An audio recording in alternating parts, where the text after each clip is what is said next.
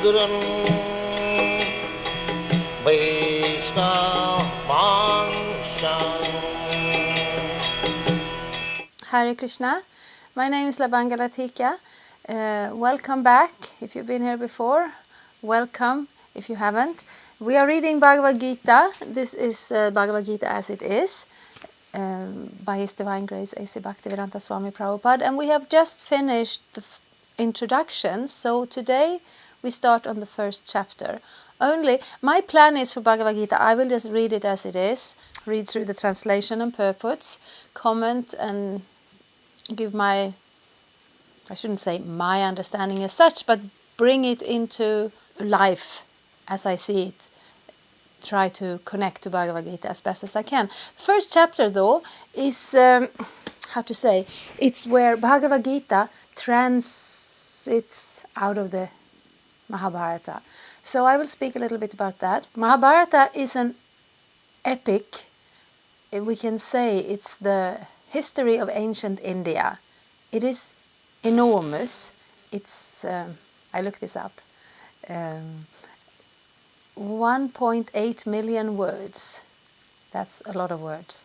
As a comparison, the Iliad and the Odyssey, the Greek epics that we're familiar with, they are roughly a tenth of that, 10% in the length. Bhagavad-gita is 700 verses, tiny little bit. But the thing is, Bhagavad-gita is the essence. Bhagavad-gita is pure spiritual knowledge, a concise and deep philosophy that helps us understand life as it is, that helps us understand who we are and where we belong and how we go there. And so many doubts are coming up on the way, questions. Arjuna has so many questions. And if you have questions, we will try to come back to them as well. Comments down there. Right, thanks. So, what is the Mahabharata? Mahabharata is an epic and it describes ancient history of India. And there are so many kings, there are so many intrigues, there are so many saints, there are so many stories going up and down, and every story has a backstory. This comes out of an oral tradition. So of course, when you have an audience and you're speaking the story, somebody will say, "This sage came over the mountain with a water pot," and somebody will say, "Where did he get the water pot?" And I'll say, "He was sitting in a yagya, in an offering, and this appeared out of the fire. Why was there a yagya? Who was performing it?" So a lot of stories and backstories and intrigues and plots, and it's an amazing book. And nobody has read the whole thing, because mostly when you get a Mahabharata, you get somebody's choice. Some parts are there, some parts are not there. But the Bhagavad-gita is so different from Mahabharata, but at the same time it's part of Mahabharata. So the first chapter of Bhagavad-gita, that's the transition. We take off from the Mahabharata. So it is described, the battlefield is there. We have the two sides, Arjuna and his brothers, who should be kings, because they are sons of the king who passed away, who is dead. Dhritarashtra was the brother of Pandu, and his sons, cousins of the Pandava brothers, they want to be kings. They want a kingdom.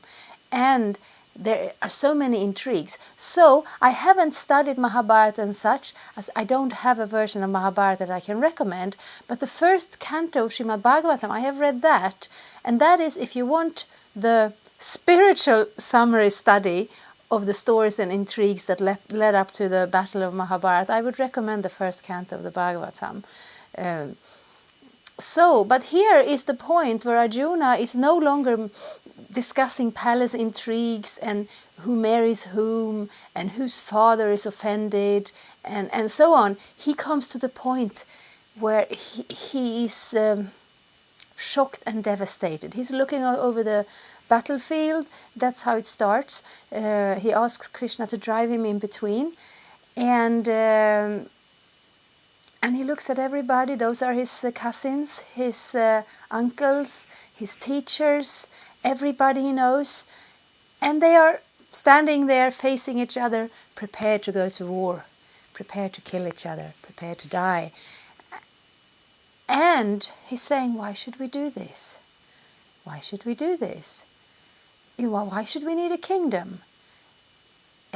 We can live in the forest. We don't want to kill them.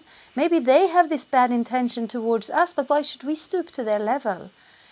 And he's saying, I'm shaking and I'm crying, and I can't handle this. And he starts to speak about the culture. These are the elders, those who will give us the knowledge. And Prabhupada goes on in the purport to describe that when the elders in society, they should always be protected, because they are the continuity to bring us the knowledge, the traditions, and especially in this Vedic time, it wasn't just the tradition that, in Christmas we always bring a tree in or something, but it was the traditions that connected us to the Vedic knowledge, to the worship of Krishna, to the understanding of how to set up society and life in such a way that materially it functions very nicely, and spiritually it gives us the best platform, and it also gives us the best process. So we always want to protect and facilitate our elders. And he speaks about the family. He speaks about if everyone on the battlefield dies, then the families are broken. Who will take care of the families? How he didn't want to be part of this at all. And that's why Krishna says in the second chapter, he responds to these questions, but he doesn't respond on a political or a practical way. He responds from a very deep spiritual platform. So it's very interesting. Arjuna is there. And when Prabhupada comments on these different verses, in some verses he stresses the fact that Arjuna, he's not just a warrior.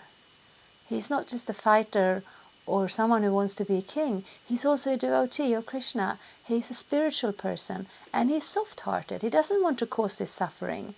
He is detached. He doesn't need his own riches or his own... he doesn't want to be respected as the king. He doesn't have these needs.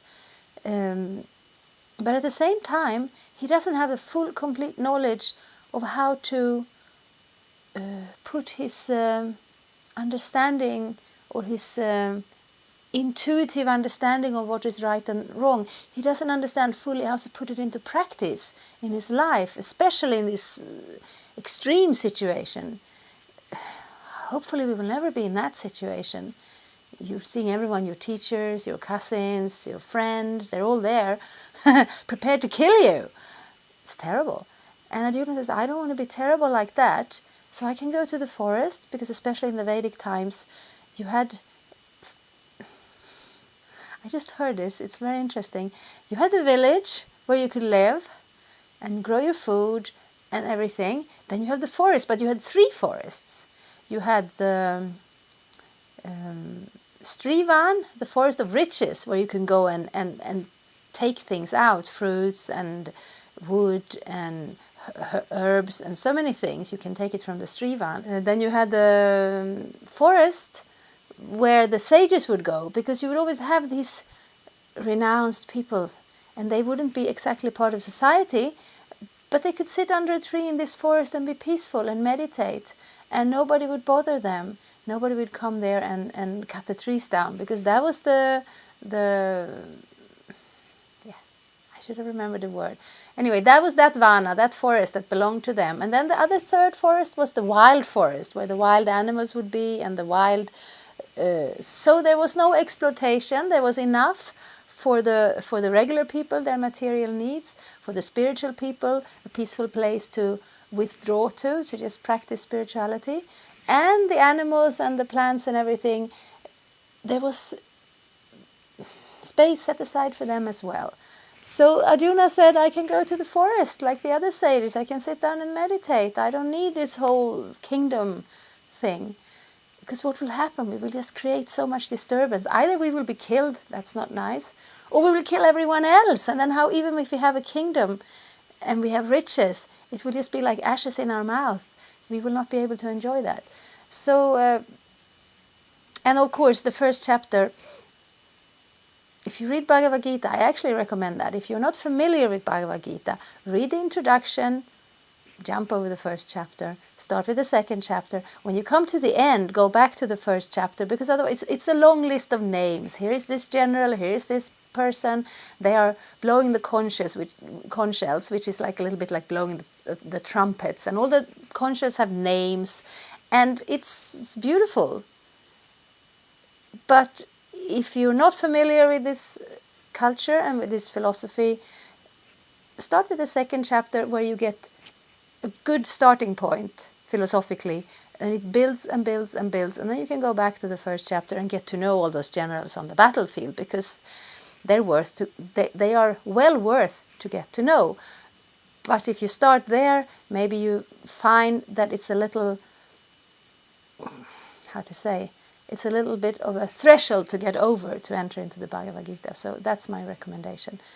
But here I wanted to give a quick summary of what this chapter is all about, a quick summary of how Bhagavad-gita relates to the Mahabharata. Yes, this is a vast chapter unto itself, because when we practice Krishna consciousness, we start with the philosophical point. Start with understanding who we are as spirit soul. We understand who Krishna is as God. And then gradually from there, and we understand how to practically apply this in our lives. And from there, our understanding grows. We can understand more and more aspects of the Vaishnava culture, of that part of the Vedic culture that relates to the soul's relationship to God. We can understand more and more about organizing society. We can understand more and more how to go deeper into our own hearts. But it's good to start from that place which creates the best foundation for the continuation of our spiritual life. And Prabhupada's introduction, I recommend it warmly. And the second chapter, that's where everything begins. So next time I will jump straight to the second chapter, and I hope you will come with me. Thank you very much. Hare Krishna. Thank you for watching. We aim for updates every Tuesday and Friday. Please come back. If you have any questions or comments, please leave them down there. We also have some links and information for you. And there is, of course, the subscribe button. Thank you. Hare Krishna. I'm a Hare Krishna, and I approve this message. Subscribe. Vandeham Shri Guru Shri Juta